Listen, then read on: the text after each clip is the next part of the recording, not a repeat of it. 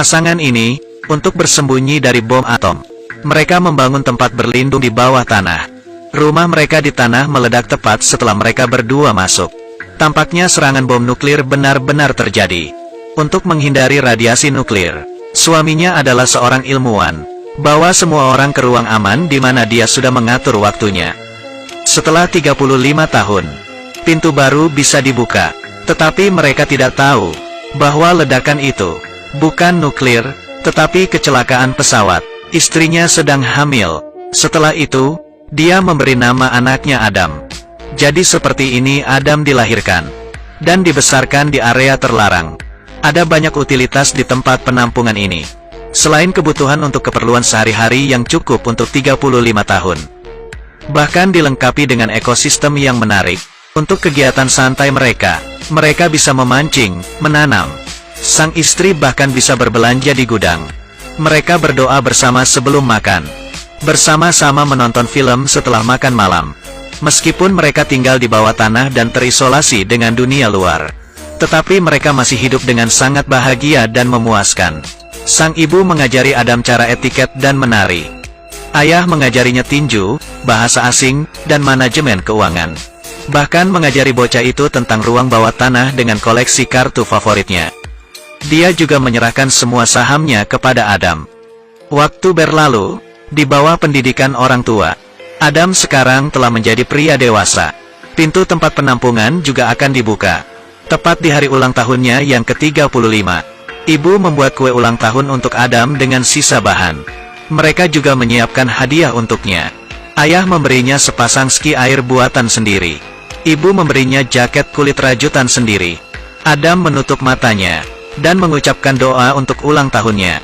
Dia berharap bisa menemukan seorang istri. Hari untuk membuka pintu penampungan akhirnya tiba. Mereka semua sangat gembira, menunggu momen untuk melihat matahari lagi.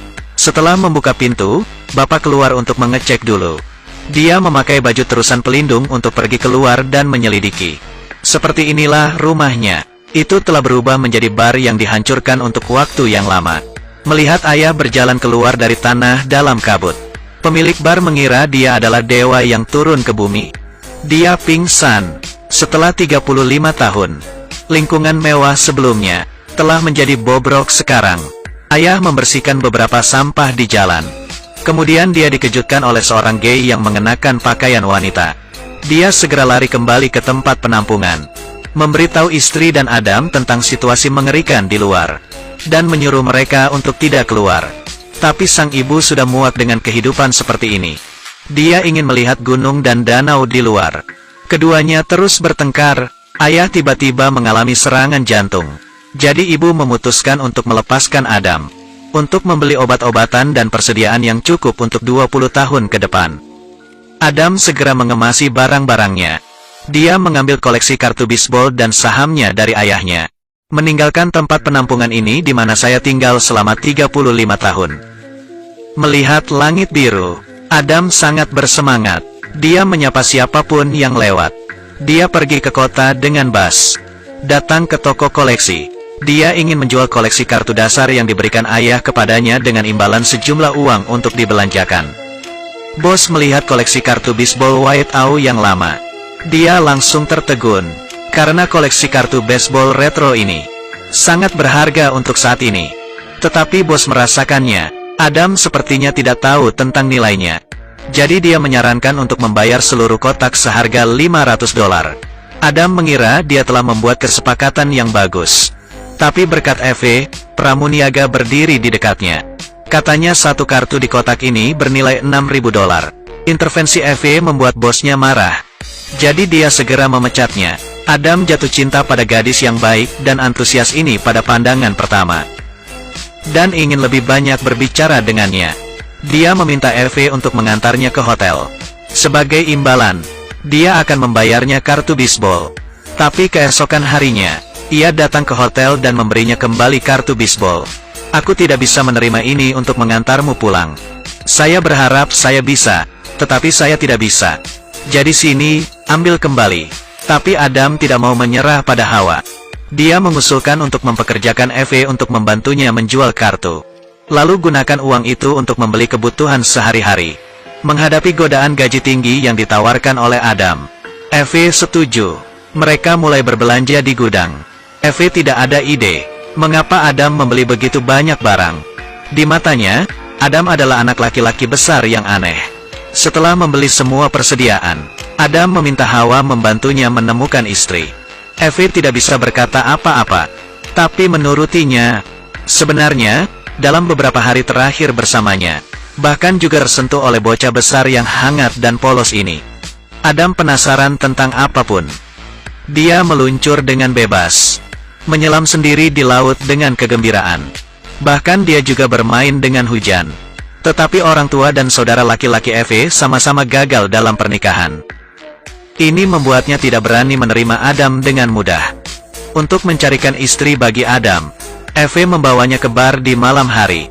Tapi saat melihatnya bersama wanita lain, mengobrol, tertawa dan menari, bahkan secara tidak sadar merasa cemburu dan tidak nyaman. Ketika dia kembali ke rumah, temannya mengatakan Adam akan pergi dengan seorang wanita. Dia mencoba untuk berpura-pura tidak peduli, tapi tetaplah mencemaskan dan pergi mencari Adam. Tapi dia tidak menyangka Adam tiba-tiba muncul di belakangnya. Dia bahkan membuatnya takut untuk berguling. Setelah masuk ke dalam, Adam dengan hati-hati membersihkan luka untuk Eve.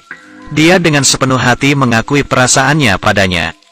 Setelah malam itu, Eve memahami pikirannya sendiri, dan akhirnya menerimanya. Tetapi pada saat ini, Adam memberitahu Eve tentang keluarganya. Ketika bom atom meledak di Los Angeles pada tahun 1962, orang tua saya pergi ke tempat penampungan bawah tanah. Itu juga tempat saya lahir. Saya ingin membawamu ke sana. Pergi ke tempat penampungan bawah tanah. Setelah mendengar apa yang dikatakan Adam, hanya memiliki satu pikiran. Dia sudah gila. Jadi dia cepat dan mengucapkan selamat tinggal pada Adam. Keesokan harinya, Adam dan temannya pergi, menemukan pintu masuk rumahnya secara tidak sengaja. Dia pergi ke rumah Eve dengan senang hati, ingin memberitahunya tentang kabar baik ini. Tapi Evan telah membawa psikiater. Mereka ingin membawa Adam untuk pemeriksaan. Adam lari dari mereka. Sebelum pergi, dia juga memberikan semua kartu bisbol yang tersisa kepada Eve. Adam akhirnya kembali ke rumah, bertemu dengan orang tuanya, dan dengan bantuan penjaga bar di atas, mengumpulkan orang untuk membantunya membawa persediaan yang dibeli dari gudang. Dan teman Eve juga ditemukan. Saham yang ditinggalkan Adam bernilai 10 juta US, dan barang-barang yang digunakan Adam juga diproduksi 35 tahun yang lalu. Mereka mulai percaya, apa yang dikatakan Adam mungkin benar. Jadi mereka memutuskan untuk menemukan Adam. Tapi ini seperti menemukan jarum di tumpukan jerami. Keduanya tidak mendapat apa-apa dan merasa frustrasi.